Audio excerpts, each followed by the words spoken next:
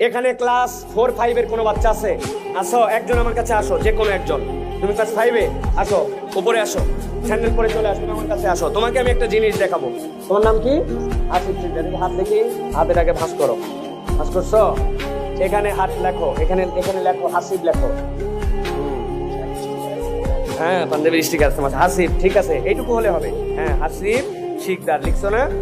ঠিক আছে, এবার এই বোতলটা খুলে এক ঢোক পানি খাও। গুড, ফাইন, ঠিক আছে না? এখন এই বাচ্চাটা দেখেন হাত দিয়ে লিখছে, এক ঢোক পানি খাইছে, তাই না? কিন্তু নামাজের কথা বললে নামাজ পড়তে মন চাচ্ছে না। আল্লাহ রাব্বুল আলামিন কি দিছে আমাকে? শরীর স্বাস্থ্য আমার, আমি আসলে কিছু পাই না। আল্লাহ কৃতজ্ঞ হচ্ছে না মন, কৃতজ্ঞ কেমন করে হবে? এদিকে আসো, তুমি যাইও না, এত তাড়াতাড়ি কই যাচ্ছ? তোমার অনেক কাজ বাকি আছে, দাঁড়াও।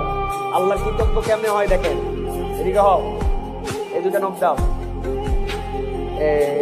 হ্যাঁ, এই দুই নখ তোমার এখন খোলা যাবে না, ঠিক আছে? এই দুই নখ তোমার বাঁধা থাকলো, এই দুই নখ তোমার বাঁধা থাকলো। এখন তুমি হাসিব লেখো। কষ্ট হচ্ছে আগের থেকে? হ্যাঁ, বানান ঠিক হচ্ছে না, দেখছেন অবস্থা। এবার বোতল থেকে পানি খুলে খাও। এই নখ খোলা যাবে না, এই নখ খোলা যাবে না, এই নখ আবার পানি তো কেন, এই নখ এরকম রাখবে। এবার পানি খাও, বোতল খোলো আগে। হ্যাঁ, এক হাত দিয়ে, তখন এক হাত দিয়ে খাইছি। হ্যাঁ, তোলো মুখে তোলো, আবার মুখ খোলা যাবে না,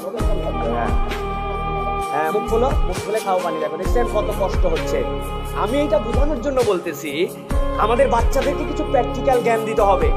তুমি এই নখটা, হাতটা ব্যবহার করতেছো, তুমি হাতের প্রকৃত মালিক নও। তোমার এই দুই নখ বন্ধ করে দিলে তোমার হাতের সই করা পারফরমেন্স চলে যায়। তুমি বোতল থেকে পানি ঢেলে খেতে পারো না। আরেকটা জিনিস বলি, মানুষ খায় দুই দিক দিয়ে, মুখ দিয়ে খাইছে না, আরেকটা খায় নাক দিয়ে। নাক দিয়ে কে দেয়? অক্সিজেন। আপনারা বাজার থেকে কিনে আনেন তো না? ব্যাগে করে আনেন না পলিথিনে? আচ্ছা হাসিব, তুমি কতক্ষণ পর্যন্ত এই নাক মুখ ধরে রাখলে তুমি আটকায় থাকতে পারো? তোমার যদি কষ্ট হয় আমার হাতের এখানে বাড়ি দিবা, ঠিক আছে? আমি তখন ছেড়ে দিব। হ্যাঁ, দেখি কতক্ষণ, কয় সেকেন্ড পারে, ভালো করে ধরো। হ্যাঁ, এই দেখছেন 15 সেকেন্ডে শেষ। মুখের খাবারটা আপনি কিনে খান, কিন্তু নাকেরটা আল্লাহ রাব্বুল আলামিন খাওয়ায়। কিসের এত বড়াই? কিসের ভাব মারি আমরা? কিসের ভাব আমাদের? সুতরাং এই অ্যারোগেন্স অফ নলেজ সব জেনে ফেলছি, আল্লাহর বিধান ভাল লাগে না, জি না।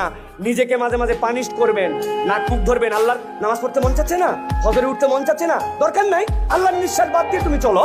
যদি চলতে পারো তাহলে তার কথা না শুনলেও চলবে।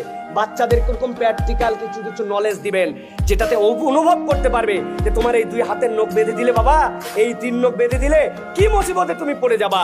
নিঃশ্বাস টানলে তুমি চলতে পারো না। আল্লাহ যিনি আমাকে এরকম সুস্থ স্বাভাবিক দিলেন, ওই আল্লাহর কাছে আমি কৃতজ্ঞ হতে চাই। এইভাবে আমাদের বাচ্চাদেরকে কৃতজ্ঞতার বোধ জাগ্রত করতে হবে। যাও, থ্যাংক ইউ, ঠিক আছে? তাহলে আল্লাহর কৃতজ্ঞ হতে হবে, ঠিক আছে?